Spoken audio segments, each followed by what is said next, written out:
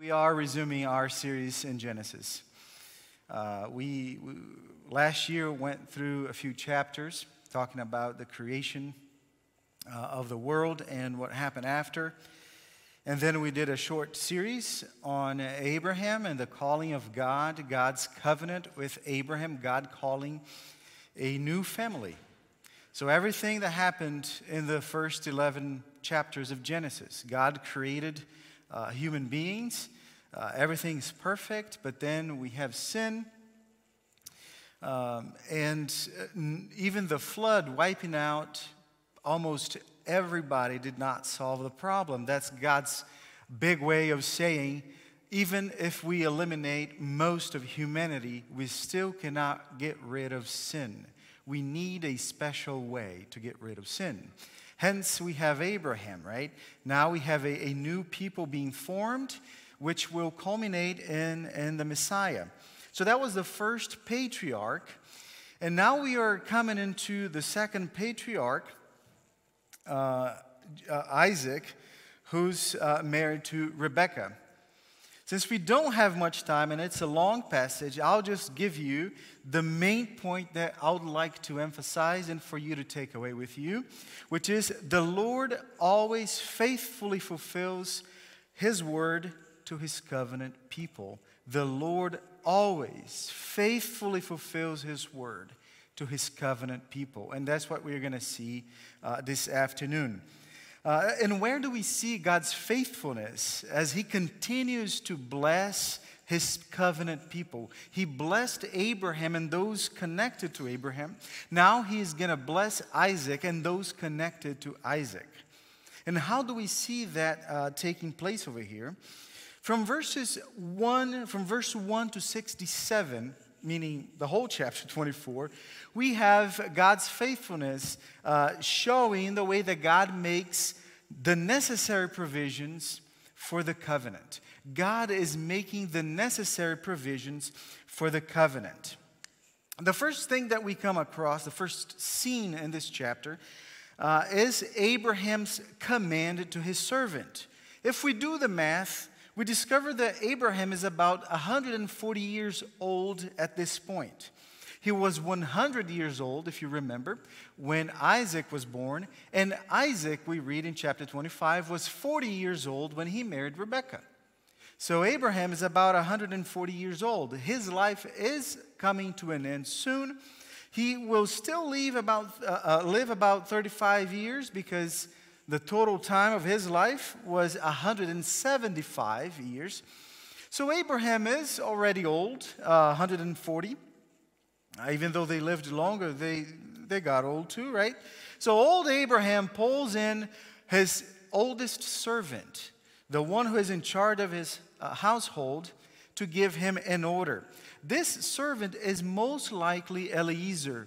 He has been with Abraham since chapter 15, at least, from the biblical narrative. So he pulls in Eliezer to give him this command, a man from Damascus, his servant. And the command is rather simple. It's basically, find a wife for Isaac among my family members. Go to my clan and find a wife for my son Isaac. And this command comes with 2 prohibitions and 1 oath, right? You may have noticed. And that's why I'm not going to read everything, of course, and that's why it was so important for Jacob to walk us through this. So it comes with 2 prohibitions and 1 oath. We're going to flesh these out a little bit. So the command basically is, get a wife for my son Isaac from my family members. And 2 prohibitions, do not take a Canaanite woman to be his wife. Do not take a Canaanite woman. And second, do not take my son back to Mesopotamia. Okay? So these are the 2 prohibitions.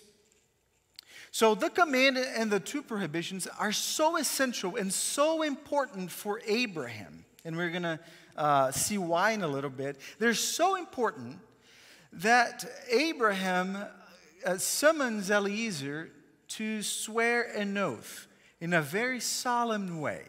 Put your hand under my thigh. Now, I thought about skipping through this, but I think we all need to understand what's going on here, okay? The Bible has these things, and we need to understand what's going on, okay? So the same kind of solemn oath appears in Genesis 49, if you have read it, remember.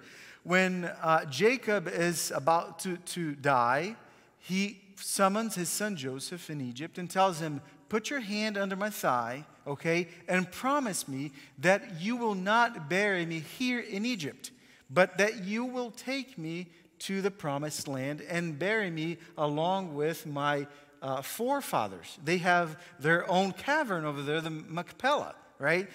Sarah is over there, and Abraham is soon to join her. So Jacob comes up with the same kind of oath with Joseph in Egypt.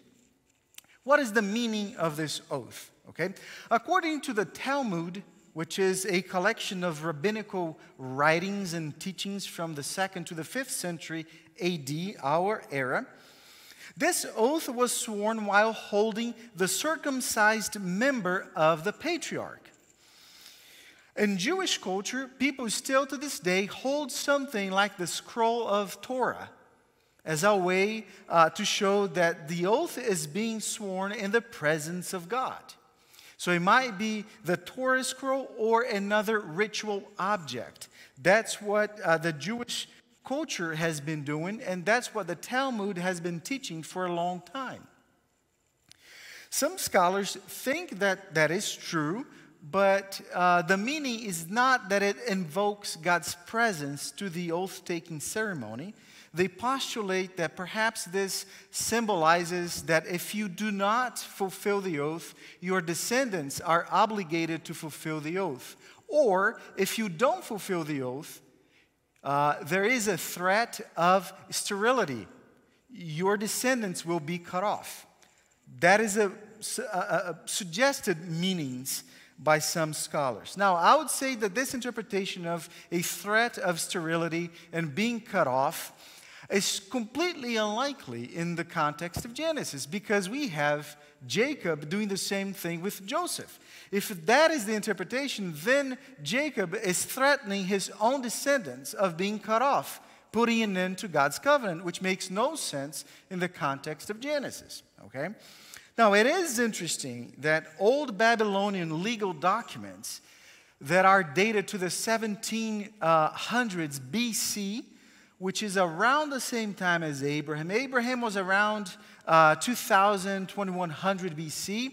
So Babylonian documents, legal documents, and that's important, state that oath-taking ceremonies should involve some kind of divine symbolism, okay? So if you are taking an oath with someone else, you both would go to the temple and make that oath in the presence, and here's the key, in the presence of God's or God of that temple.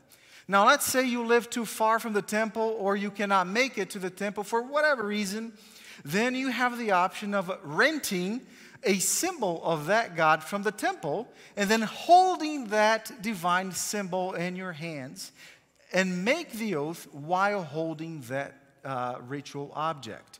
So perhaps what symbolizes that God is a spear, or bow and arrow, or whatever object represents that God, you would pay a fee, get that object from the temple, do the oath, and the meaning is that is being done in the presence of the divine, in the presence of the gods. Okay? And it's interesting that at least in some courts today, witnesses place their hands on the Bible, meaning that they are taking an oath to tell the truth, the whole truth, and nothing but the truth before the presence of God, whatever God that is, but traditionally the God of the Bible, right? So we still have something similar to that to invoke divine presence in oath-taking. So in both Jewish interpretation and old Babylonian legal documents contemporaneous to this narrative over here, we see that objects were brought into the oath-taking ceremony to invoke God's presence, to invoke the divine presence as a witness to the gravity of the oath. Okay? So in the case of the patriarchs over here, of course, the circumcision is the symbol of God's covenant. That's why they do what they do. Okay? Now, we can leave all that behind, all those details, but now we can think, why would Abraham go to so great lengths? Why is he so concerned about this command that he wants Eliezer to do this and partake of this solemn oath? Is he concerned about the marital status of his son Isaac? That Isaac will perhaps not have any grandkids. He'll not be a grandpa to chase his grandkids around. Well, of course, Abraham is not concerned about whether Isaac will be a bachelor or not, or whether he will chase toddlers around or not. He gives the motivation in verse 7, and I would like to read verse 7, which explains why this narrative takes place. 24:7, the Lord, the God of heaven, who took me from my father's house and from the land of my kindred, and who spoke to me and swore to me, to your offspring I will give this land. He will send his angel before you, and you shall take a wife for my son from there. And this is the heart of the Lord's covenant with Abraham. And this is the motivation for the command to Eliezer. Abraham is concerned about God's covenant. He still lives with God's covenant in mind. And God's covenant with Abraham has two primary elements. Okay? One is a new land for the people. That's why he was told to leave the land of Mesopotamia to live in this new place. And then numerous descendants who would live in that land. So God led Abraham away from Mesopotamia to start a new group of people in Canaan. And now, notice the faith of Abraham, right? He says, the Lord who has done all this to me, he will guide your steps to fulfill his covenant, independent of me. Abraham says, the same God who provided a lamb on Mount Moriah to be a substitute for my son Isaac will also provide a wife for Isaac. The same God, I believe, would raise Isaac from the dead had he been sacrificed, will raise a wife for my son as he himself has promised. That's the faith of Abraham. At 140 years of age, or 30 years of age, Abraham holds fast to his faith in the Lord. He sees that Isaac is single. So far, he has only one legitimate descendant, and God told him he was going to have numerous, fill the earth. So a wife is a prerequisite for the continuation of the covenant. Okay? That's why he makes this command a very solemn oath here with Eliezer. Okay? So now that we have wrapped that first scene, what sets in motion the whole narrative? Okay? It's God's covenant that needs to be fulfilled and unfold in the life of Isaac. Now we have the servant's quest for a wife for Isaac. And that goes from verse 10 to verse 67. That's when Eliezer goes out to find a wife for Isaac. And we can think of Eliezer's strategy first. He comes up with some interesting points over here in verses 13 and 14. He travels to Mesopotamia. He gets there and says, behold, I am standing by the spring of water, and the daughters of the men of the city are coming out to draw water. Let the young woman to whom I shall say, please let down your jar that I may drink, and who shall say, drink, and I will water your camels, let her be the one whom you have appointed for your servant Isaac. By this I shall know that you have shown steadfast love to my master.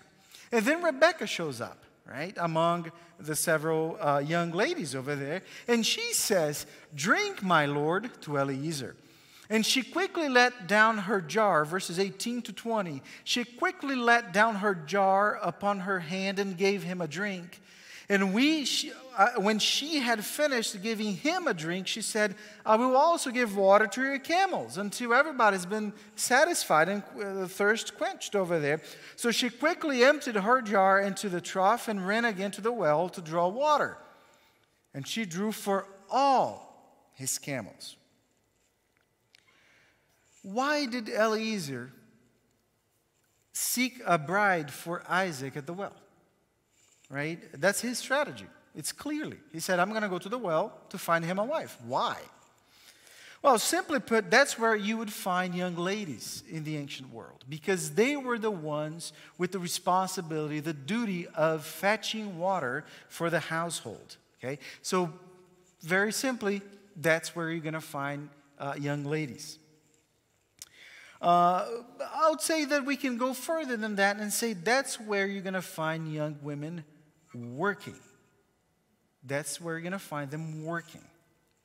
You cannot go into their house, into the tents. You don't know them, but you can observe them, right? You can observe them working.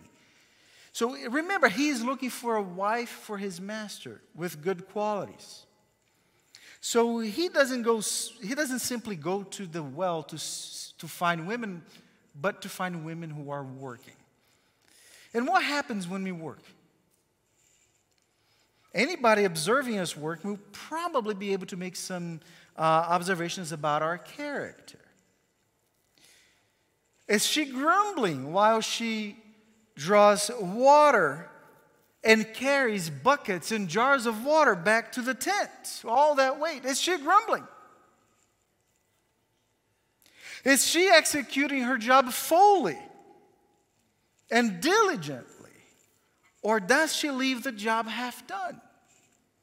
Husband, I truly hope you're not staring at your wife, because that would be the most dangerous thing for you to do right now.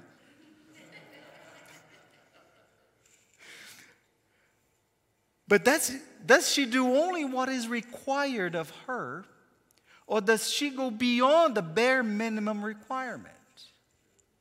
Does she take the initiative, or does she always need somebody giving her a push and teaching her, showing her what to do, and asking her? These are just 4 questions. I'm sure you can come up with several questions more that we can ask while we observe somebody working. So it was not by chance. It was not empty strategy by Eliezer over here to go to a place where he would find young women and young women working. The interesting thing is that Rebekah's family is wealthy.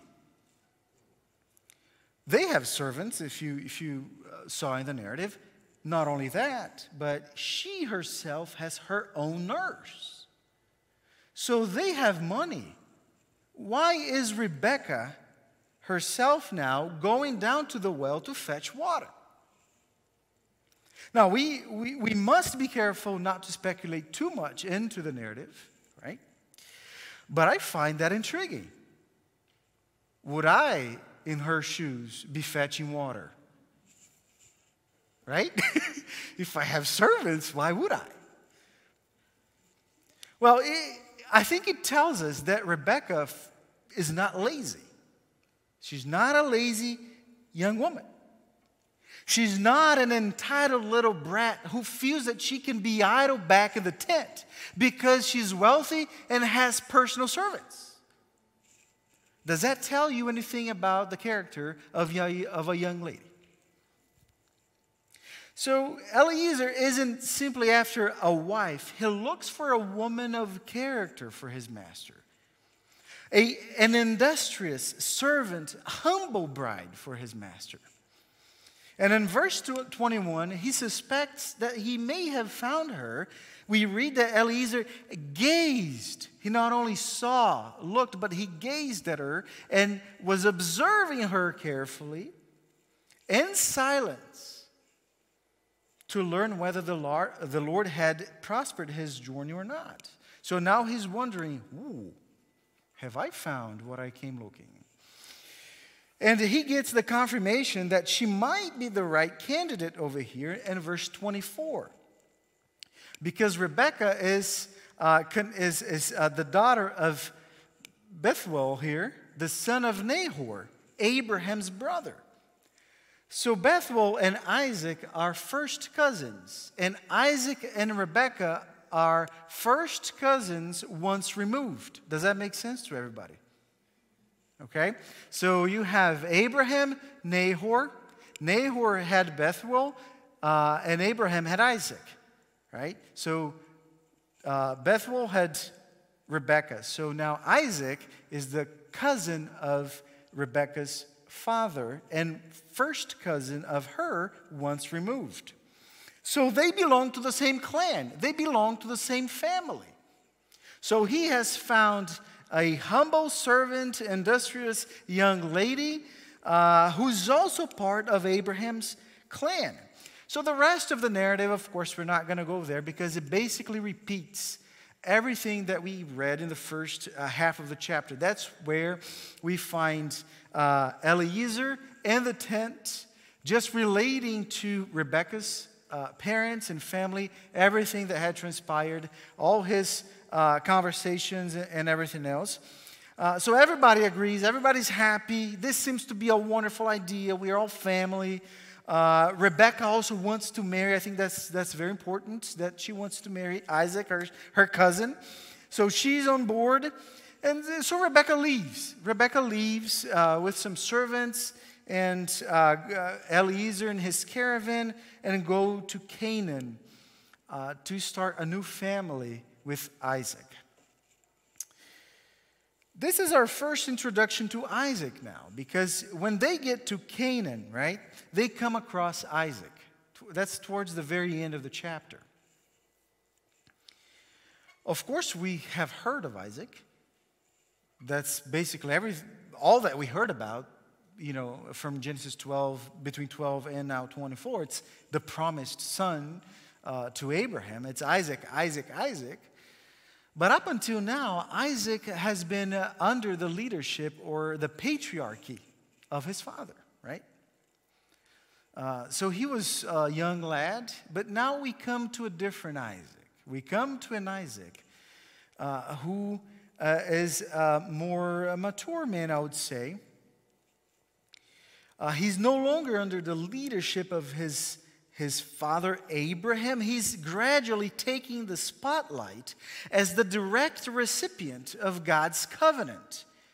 He inherits not only the possessions of his father Abraham, the first patriarch, but most importantly, he is now inheriting the position of the one who has received the covenant of Yahweh, the second person to receive that covenant. And if you look at verse 63, we find this new Isaac, shall we say, this second patriarch, meditating in the field. Now, you perhaps read a lot about meditation and what Isaac was doing. It's a completely difficult subject, extremely hard to understand what meditating means over here, okay? The ESV has translated the Hebrew verb as meditate. Your version may have used a different verb for that. But Isaac may have gone for a walk, for a stroll in the late evening when it's cool, right? That's how some rabbis have understood it. But most Jewish rabbis and interpreters have seen some spiritual element here, that this is actually a spiritual exercise, that he was praying, he was conversing with God. And in fact, this conversation with God, between Isaac and God, late in the afternoon, early evening, became the basis for a service, an afternoon service in Jewish culture, a prayer service. So most interpreters would agree that there is some spiritual element here. This is a spiritual exercise. This is not just taking a stroll, in the bushes, as some say. He is actually spending some time with God. He's most likely engaged in spiritual matters and matters of the soul. And that's how Rebekah finds him. And I think that's also intriguing. What is Isaac meditating on? I don't know. but he has witnessed his father's relationship with the Lord for many years. He has seen God's faithfulness towards his family. He still remembers the day when his father had the knife. It was coming down when the angel stopped his father and told him, hey, now I know that you obey me because you have not denied me your son, your only son. Don't do anything to the boy because there it is, a substitute for the boy. I think he remembers that. I would. He was almost sacrificed, but because of the obedience of his father to the Lord. And the Lord was faithful.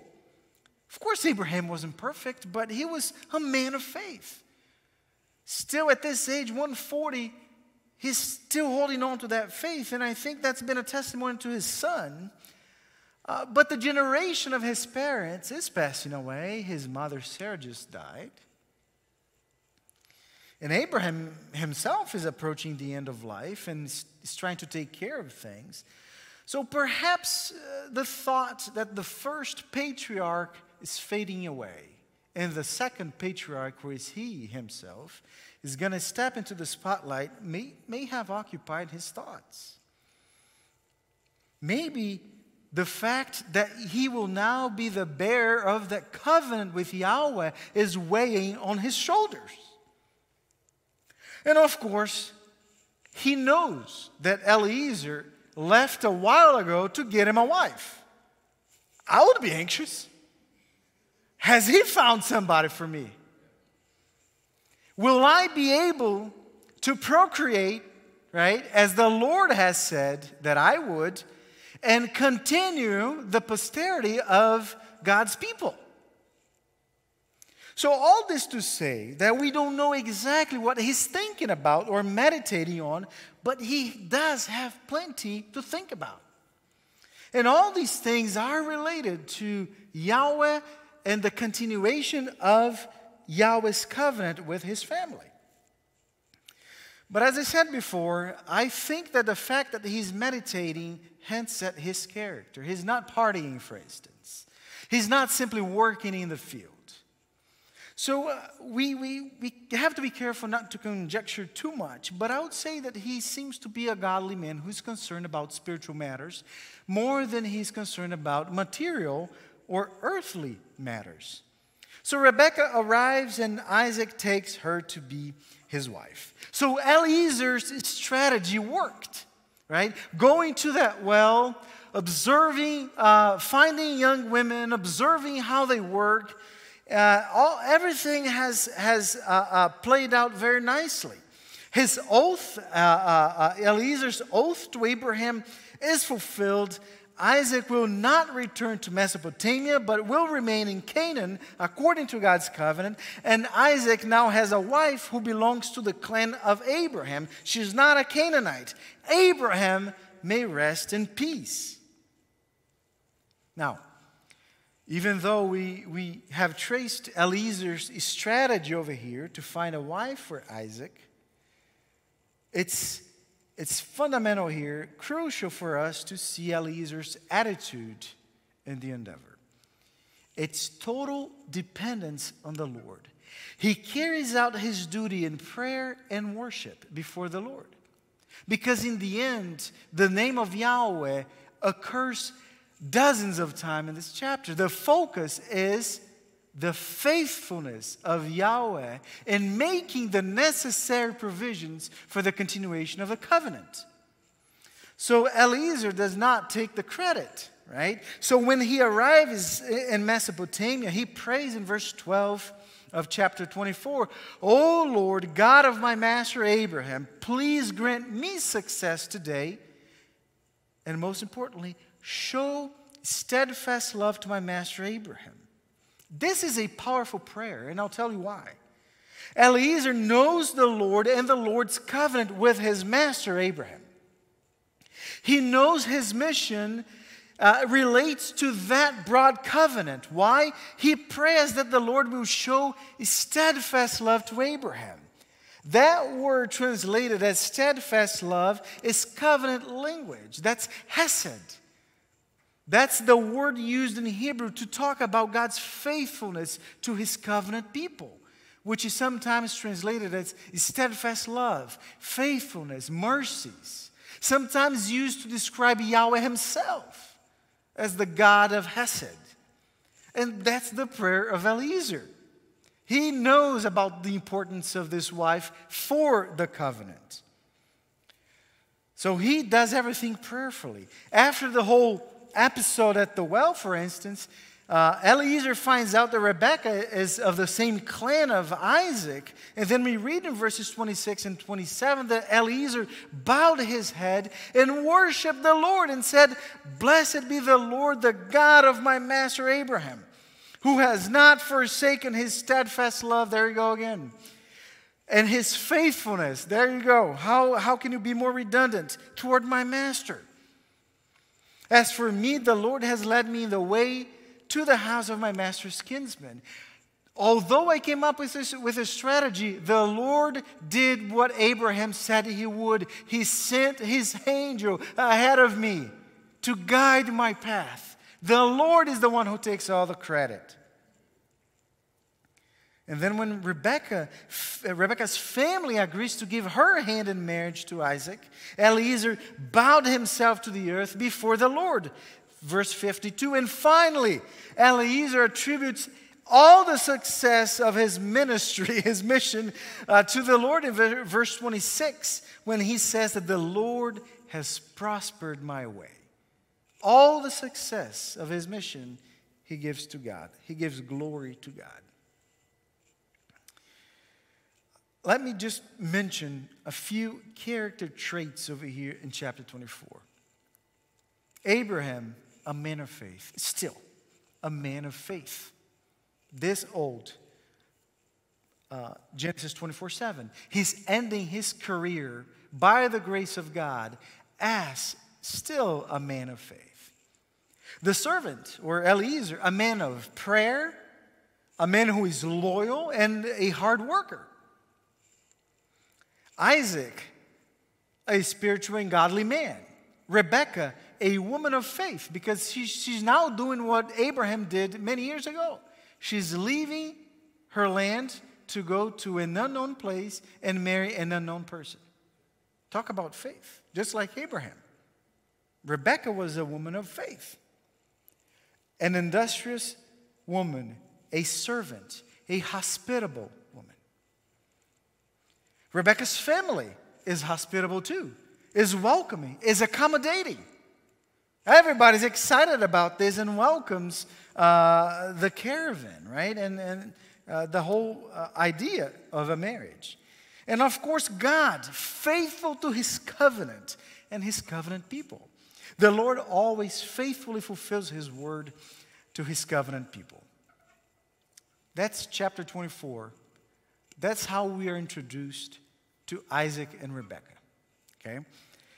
Now, before we move away from these two, we come to chapter 25. Don't worry, we're not going to read chapter 25 and have a whole sermon over there now. But we do come to chapter 25, okay? I will highlight one verse for you to think about. It will take me a minute. So in chapter 24, everything is fine. Everybody's friendly. Everybody has a good attitude. The family of the groom is helpful and generous. The family of the bride is welcoming and accommodating. Everybody's cheering. You know the general atmosphere when right before a wedding? In general? In general, it's a great atmosphere. Of course, it's stressful, but it's great. Everything is wonderful. Everything looks perfect, right? Well, that's basically what we have in chapter 24. When these two are introduced and everything that we just talked about, then we get to chapter 25. The honeymoon is over in chapter 25, okay? We come across the first signs that sin is spoiling this new family. We read in verse 28 of chapter 25 that Isaac loved Esau because she ate of his game, while Rebekah loved Jacob. So first we saw that the Lord faithfully fulfills his word to his covenant people by making the necessary provisions for the covenant. Now we see that the Lord faithfully fulfills his word to his covenant people in spite of human sinful agendas. Okay? What we find in chapter 25 is tension in the family. It's no longer that wonderful atmosphere that we saw before. It's tension. It's a divided family. We find strife, jealousy, hatred, greediness, attempt of murder. From now on, we will witness sly and cunning people scheming astute and crafty plans. That's what we're going to read about. We see people trying to take advantage of one another, doing their best to sneakily place themselves above one another and put themselves in a good light before people and God in better position. That's what we see from chapter 25 onwards in this family. Nonetheless, the dark scenario that begins to prevail in this family serves as a wonderful backdrop to highlight once again the faithfulness of Yahweh to his covenant people. His faithfulness shines in this dark and messy context. Okay? That's verse 28 of chapter 5. The Lord faithfully fulfills his word to his covenant people by making provisions to fulfill his covenant in spite of our sinful agendas. To conclude, God shows his faithfulness in how he carries out his plan using ordinary people. So we read about Eliezer once in chapter 15, and boom, now in 24. He's a servant. He uses ordinary people. We like to think that God uses, the great and the mighty and the rich and the powerful. He uses people like me, people like you. So be ready and willing to be used by the Lord. Okay? Second, God shows his faithfulness in how he carries out his plan in ordinary circumstances. So be alert for ways in which God can use you in day-to-day situations. God uses ordinary circumstances of life to show his will and guide your step, my step to his will. Third, God shows his faithfulness in how he carries out his plan with supernatural direction too. So be dependent on the Lord for everything you do. Without him, we can do nothing. Fourth, God shows his faithfulness in how he carries out his plan in spite of our sin. So be sensitive to sin in your life so that you don't find yourself against God instead of for him. And finally, God's faithfulness remains our steady hope amidst apparently hopeless situations in life. So be encouraged. No matter how dark, how messy, how difficult things are, no matter how dark the night or how strong the winds, you have a rock on which to stand, which is unshakable. The Lord will never change. He never does. His faithfulness endures forever, no matter what. Pray with me. God, we come to your presence once again as we continue to worship you. Thank you that we can rely on you because you're faithful. Help us live for you, for your glory. In Christ's name, amen.